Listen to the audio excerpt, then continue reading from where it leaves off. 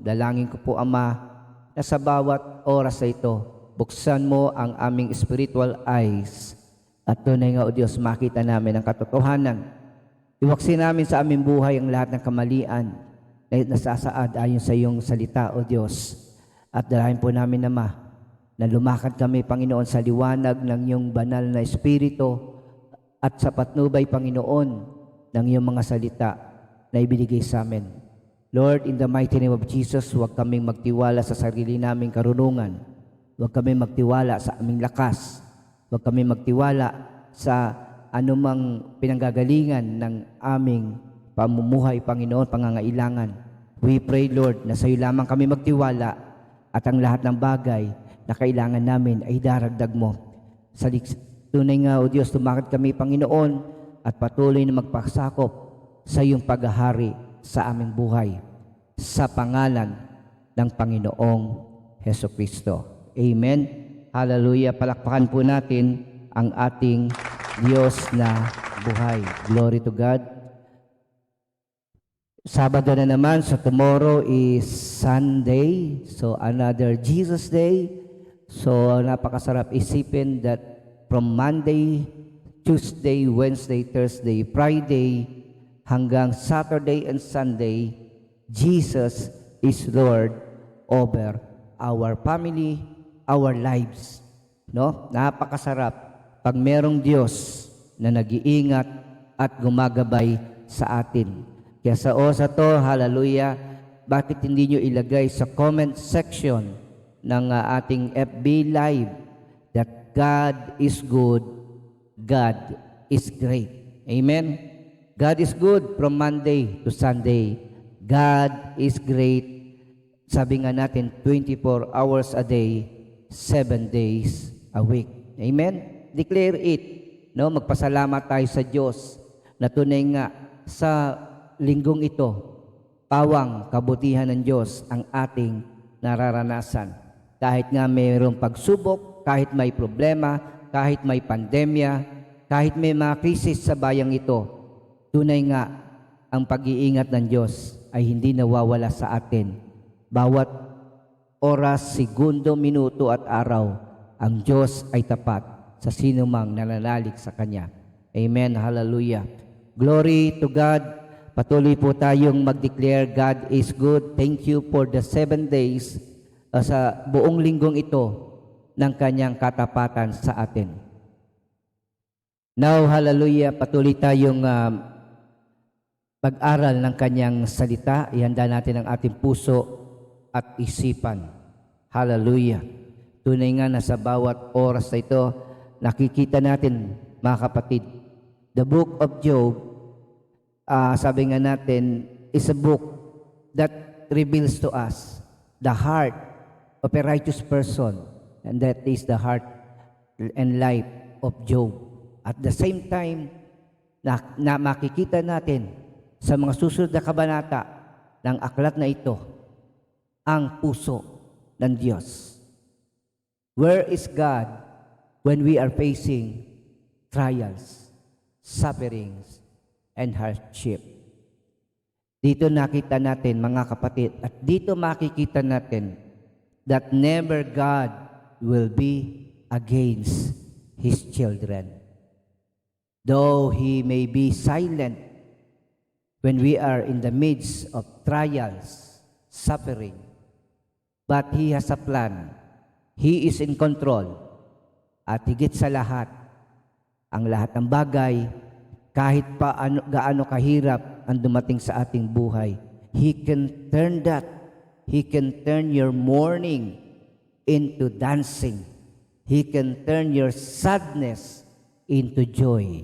Tama po ba? So sa oras na to, let's claim it and declare na tunay nga yung kabutihan ng Diyos ang masusumpungan natin kahit sa gitna ng krisis sa buhay. Amen? Palakpakan natin ang Panginoon. Hallelujah. At patuloy tayo magtiwala sa Kanya.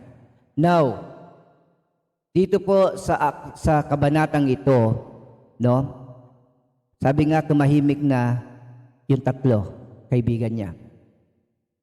Sabi nga, natapos na ang kanilang pakikipagtalo kay Job. Nasabi nila, at minsan sabi nga, bakit kaya tumahimik yung tatlo? Sabi nga, dalawa lang ang nagsalita sa third round at yung isa ay hindi na nagsalita. Marahil sa isip nila, Job is a hopeless person. Wala nang pag-asa sa Job. Sapagkat tunay nga, napakatigas sa ulo, ayaw makinig sa kanila. But sabi nga, in this chapter, he insists, patuloy na binibigyan ng diin ni Job yung kanyang tinatawag na integrity, no? Na wala siyang ginawang mali, na hindi siya nagkasala, na wala siyang ginawa sa kanyang buong buhay, kundi sundin ang kalooban ng Diyos. Sa ito, ituloy natin ang sabi ng talatang 1, ang sagot ni Job. Sa talatang 2, dinig ng Diyos na sa akin nagkait ng katarungan, na makapangyarihan dulot sa akin kapaitan. Sa verse 3, habang ako'y nabubuhay, sa labi ko'y di namutawi, yaong kasinungalingan. Ang aking sasabihin ay pawang katapatan. Hindi ko matatanggap na kayo ang may katwiran, igigit kong ako ay walang kasalanan. Ipaglalaban ko itong aking karapatan, malinis ang aking budhi, walang dungis, kauntiman. So itong sinabi niya sa kanyang mga kaibigan, at patuloy siyang naniniwala na wala siyang nagagawang kasalanan, maging sa salita, sa isip, at sa gawa. Okay? Mga kapatid, hallelujah. Batid ng Diyos ang katotohanan patungkol sa ating buhay. Minsan, mas takot pa tayo sa sasabihin ng tao kaysa sa nakikita ng Diyos sa ating buhay. Huwag niyong kalilimutan na ang buhay natin ay bukas na aklat sa Diyos. Not only God see us in our everyday activities, no? But also God knows what is in our heart, in our mind, no? Hindi man nakikita ng tao ang laman ng ating puso at isipan. Alam ito ng Diyos. Mga kapatid, sabi nga natin, mas matakot kayo sa Diyos na nakakita ng lahat ng ating ginagawa, na nakakaalam ng ating motibo, at higit sa lahat ay may kapangyarihan na ibulid sa dagat-dagatang apoy ng impyerno ang kanilang mga kaluluwa. Hallelujah. Tuloy natin, sabi dito, the hand of God against the wicked. No? Ang tinutukoy niya dito ay ang mga masasama. Maaring ang tinutukoy dito ni Job na masasama ay ang kanyang mga kaibigan. Sapagkat tunay nga sila'y nagbintang ng mga kasalanan na pawang sa tingin ni Job ay kasinungalingan, walang basihan. Pinipilit siya na i-condemn sa mga kasalanan na hindi naman niya ginawa kahit kailan. Verse 7, nawa ang lahat ng sa akin ay lumalaban, siyang parusahan tulad ng makasalanan.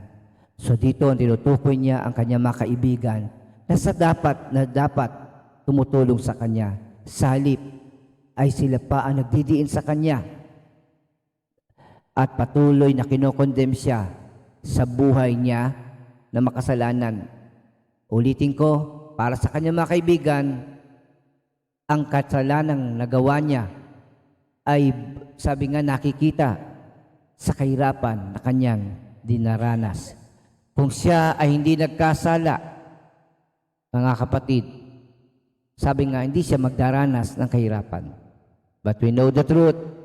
Hallelujah. Kaya sa ito, hallelujah, tuloy natin ang pag-aaral sa salita ng Diyos. Verse 8, ang makasalan ay wala ng pag-asa kapag binawi na ng Diyos ang buhay na taglay niya. Mga kapatid, it is appointed to men to die once, and after this is judgment. Isa lang ang buhay na binigay sa atin ng ating Diyos.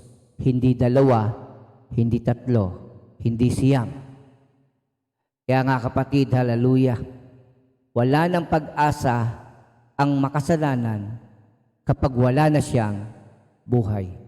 Kapatid, binigyan tayo ng araw, oras, mga buwan at taon para mamuhay sa mundong ito.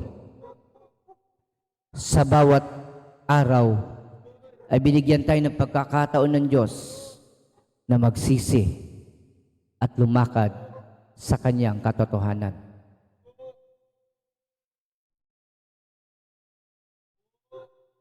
Hallelujah. So tandaan niyo po ito mga kapatid.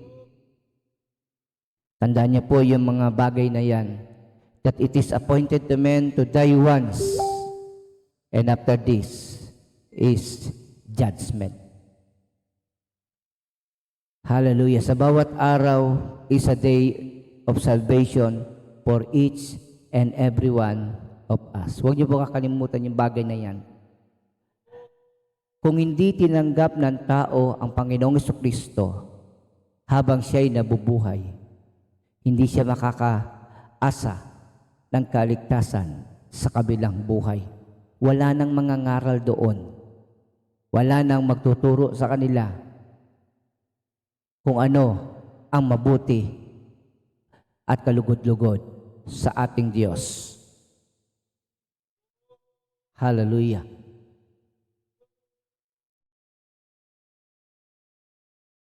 Amen.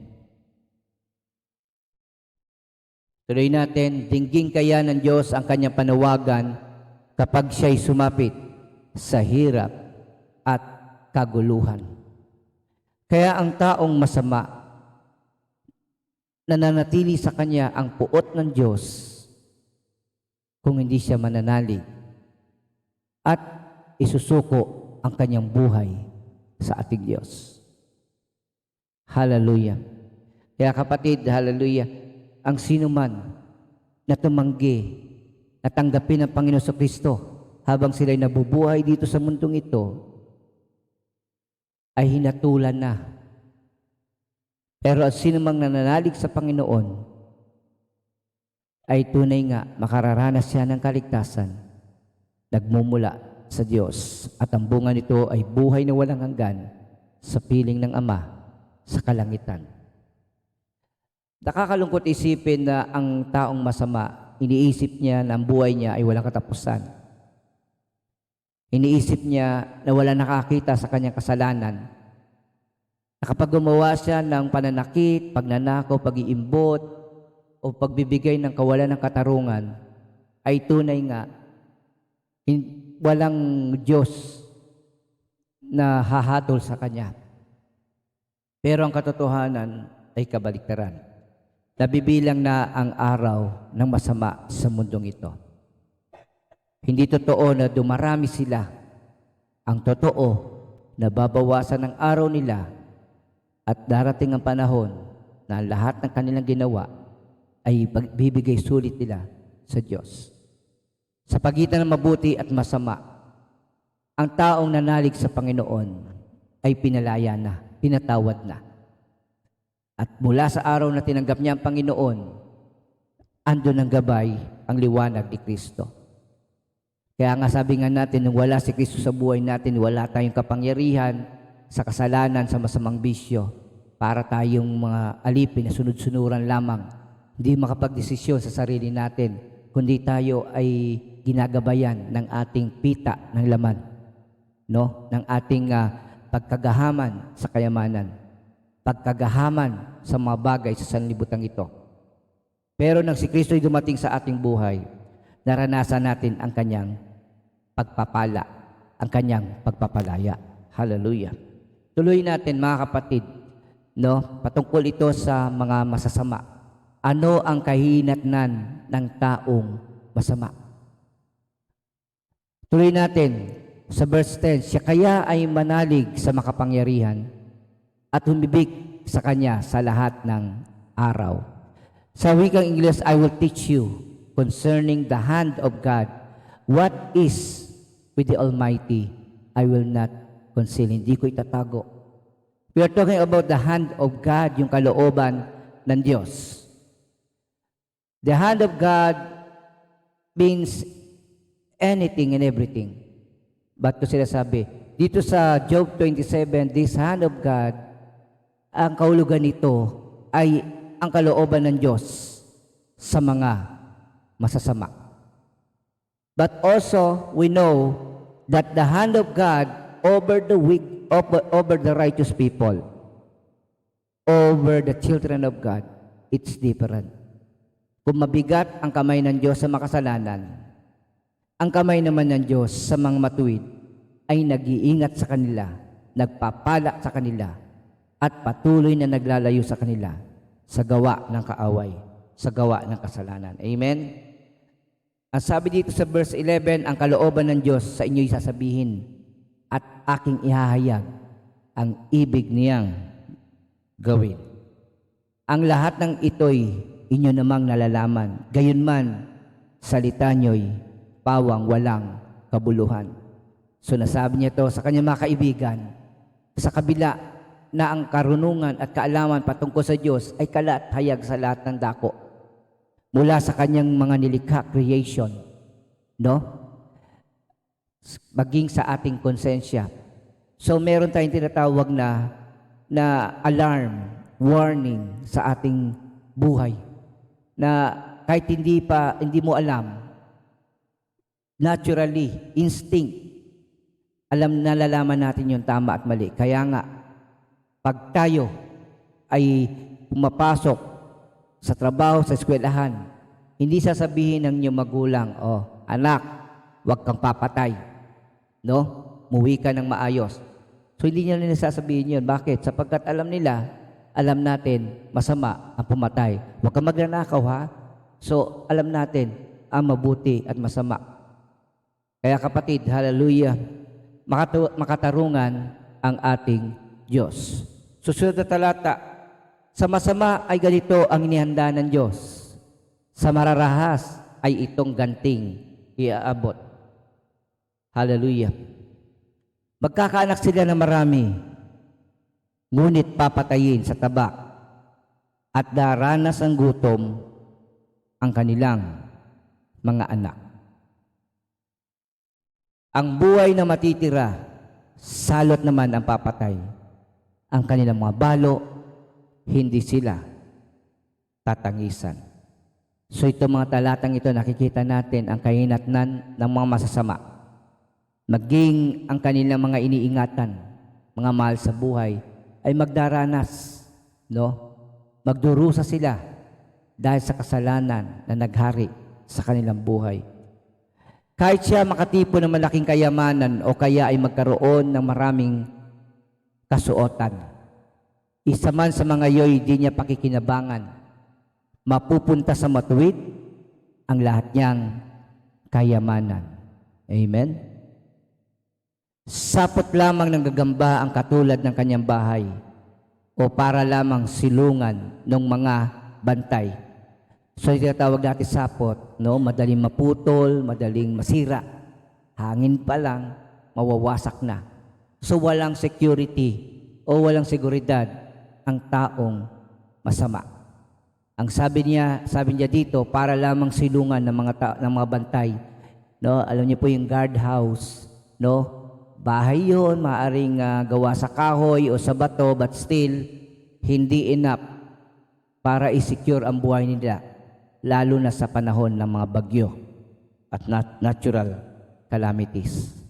Verse 19, matutulog ang mayaman, ngunit hanggang doon na lang pagkat ari-arian niya ay hindi na magigisnan.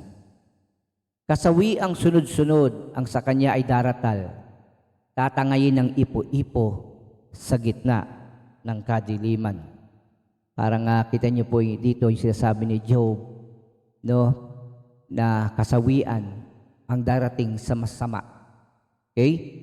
21, matinding hangin sa silangan na sa kanya itatangay. Mawawala tuloy siya at di na matatagpuan. Kaya nga sabi ng awit, no, huwag tayo mainggit Huwag tayong matakot sa gawa o magagawa ng masama sa atin. Bakit po? Sapagkat sila ay mawawala sa mundong ito at wala ni isa man makakaalala sa kanila. Patuloy siyang babayuhin ng walang pakundangan. Hindi siya makatatakas kahit na gustuhin man. Sa kanyang mga kamay, siya'y hawakan. Kahit ano ang mangyari, ay hindi bibitawan. Nakakalungkot ang buhay ng taong masama. Iniaalay na nga ng Panginoon ang kanyang pagliligtas, ang kanyang pagpapatawad, ang kanyang pagtubos sa atin. Pero ang tao pa rin ay nanatiling matigas ang puso, bulag, na hindi nakikita at hindi tinatanggap ang kabutihang loob ng Diyos. Mga kapatid, hallelujah. Ang sabi ng Proverbs 19, verse 9, a false witness will not go unpunished, and he who breathes out lies will perish. Sabi nga, yung sumasaksi ng mali, ng bibintang, ay parurusahan. At yung nagkakalat ng kasinungalingan ay mapapahamak. So katulad ng sinasabi dito ni Job, na hindi titigilan ang pagpaparusa sa mga taong masasama. Isaiah 29:15, kaawa-awa ang mga nagtatago kay Yahweh sa paggawa ng panukala. Sila yung mga tao na hindi pinagkakatiwala ang lahat. Sila yung mga tao na sa tingin nila, hindi nila kailangan ang Diyos. Kaawa-awa ang mga taong ito. Sabi nga dito, sila nagsasabing doon kami sa gitna ng dilim sapagkat walang makakakilala o makapapansin sa amin. So nakakalungkot, which is true. Hallelujah. Kapatid, purihin ang Panginoon sapagkat binuksan ng Diyos ang ating mga mata sa katotohanan ito at tayo ay niligtas sa kapahamakan at sa kawalang hanggang parusa sa sinumang nagkasala sa mundong ito. Hallelujah. Ezra 8 chapter 31. Ito'y sinasabi, the hand of God. The hand of God, sabi ni Job, sa mga masasama, ang kamay na ito ay mabigat.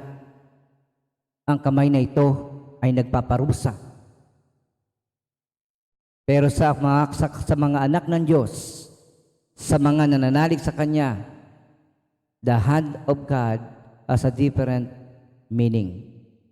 Kaya kapatid, sa kabanatang ito ng Job, chapter 27, pinakita ni Job kung ano mangyayari sa taong masama. At tunay nga, makikita natin sa Ezra chapter 8, verse 31, when the hand of God is upon the righteous, ang sabi dito, then we departed from the river Ahava on the 12th day of the first month to go to Jerusalem.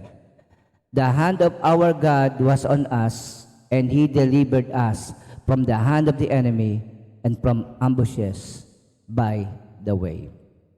Purihin ang Panginoon. Ang pag-iingat ay sa Kanyang mga anak at ang pagpaparusa ay sa mga taong ayaw manalig at tumalikod sa kasalanan sa kanilang buhay. Kaya kapatid, ilagay mo sa comment section, mabuti ang Diyos sa Kanyang kahabagan sa atin. Mabuti ang Diyos sa kapatawarang iginawa Niya sa atin. Mabuti ang Diyos sapagkat tayo'y pinili na Niya na maligtas. Amen? Come on, let's claim it. I-type po natin sa ating sa comment section na tunay nga mabuti. Magpasalamat tayo sa kabutihan ng Diyos sa atin. Hallelujah. Huwag kayong mainggit at matakot sa mga taong gumagawa ng masama. at sa maaaring gawin ng masama sa mundong ito, sapagkat bilang na ang kanilang araw at darating ang panahon na mawawala na ang kasamaan sa buong mundo, matutupok na ang gawa ng masama at ang kayamanan, maging ang mundong ito ay maiiwan sa mga matuwid o sa mga anak ng Diyos.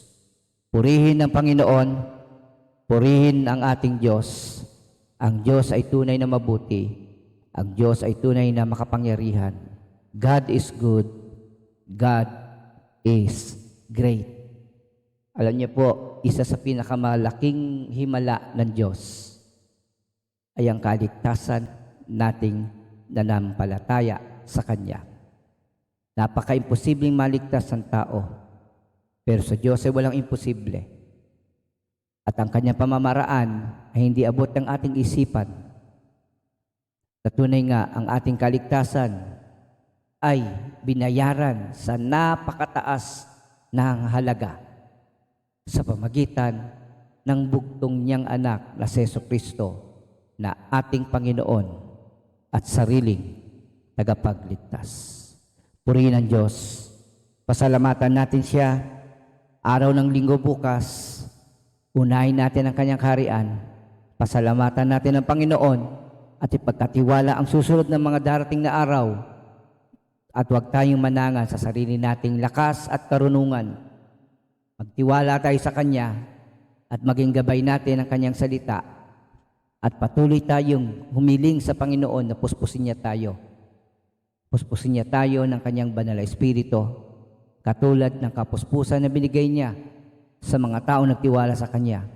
From Abraham, Isaac, Jacob, mula kila Joshua, mula kay David, at sa marami pa na nagpakita ng katapatan at pananalig sa Kanya. Purihin ang Diyos. Thank you, Father. Bless your people, Lord. Bless your children. And I pray, O God, na tunay nga maranasan namin araw-araw ang kabutihan mo. Dalayan po namin naman sa gitna ng pagsubok, sa gitna ng kahirapan, yung aming mga luha ay magsilbing panalangin. Yung kapaitan, Panginoon, na aming dinaranas ay palitan mo, O Diyos, ng pagsamba at pagtitiwala sa iyo. Salamat po na marami. Continue to bless, Lord, hallelujah, ang aming mga kapatiran na nagdiriwang ng kaarawan ngayon. Continue to bless ang Coral family, Lord, si Brother Ronel at si Sister Laarni. Hallelujah. We pray, O God, that they will enjoy this day. And Lord, I pray, O God, that you continually multiply all your blessings to this family, O God. Sa panibagong taon, dalayan po namin puno ito ng tagumpay. Sa panibagong taon ng kanilang buhay, O Diyos, mapuno ito ng pagpapasakop. At dalayan po namin, Ama, nabigyan mo sila ng karunungan na malaman ng kalooban mo at maisagawa ito sa kanilang buhay. Bless them. Bless their house, Lord. Hallelujah, na magbunga ito, Diyos, ng security. Panginoon, na ang kanilang tahanan ay puno ng kapayapaan mo, Diyos. Walang takot, walang pangamba, nagtitiwala at patuloy na nananalig sa iyong katapatan. So we thank you, Father. Bless them, Lord, daily. Lord, shower them, O God, with your loving kindness. And I pray, O God, that good health, Lord. At ilayo mo sila sa anumang klase ng sakit at karamdaman sa pangalan ng Panginoon Kristo. Secure mo ang kanilang kabuhayan. I-secure mo ang kanilang trabaho, ang kanilang pinanggagalingan, ng kanilang pangangailangan araw-araw, and do not allow the devil to steal. Do not allow the devil to kill. And do not allow the devil, Lord, to destroy their lives. In Jesus' mighty name. Salamat po na marami sa iyo ang kapurihan at sa mga anak mo, Diyos, na nakarinig ng iyong salita. Lord, may this be a spiritual food, Panginoon, na magbibigay sa amin ng kasiglahan at panibagong lakas, Panginoon, na panibagong pagkakataon na pagpasalamat namin na kami ay pinili mo na iligtas sa biyaya mo sa pamagitan ng aming pananalig. At tunay nga, huwag kami mainggit sa gawa ng masama na darating ang araw na mawawala sila sa mundong ito at sila'y makararanas ng kaparusahan na walang hanggan sa dagat-dagatang apoy ng impyerno.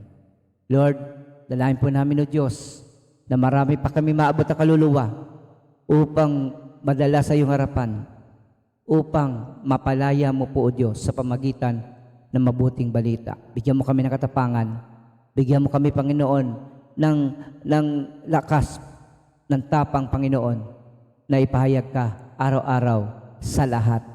Sa pangalan ng Panginoon Kristo, bless everyone, Lord. And I pray, O God, that they will enjoy this day, Lord, na tunay nga, Panginoon, wala silang nakikita, kundi ang kabutihan mo sa kanilang buhay.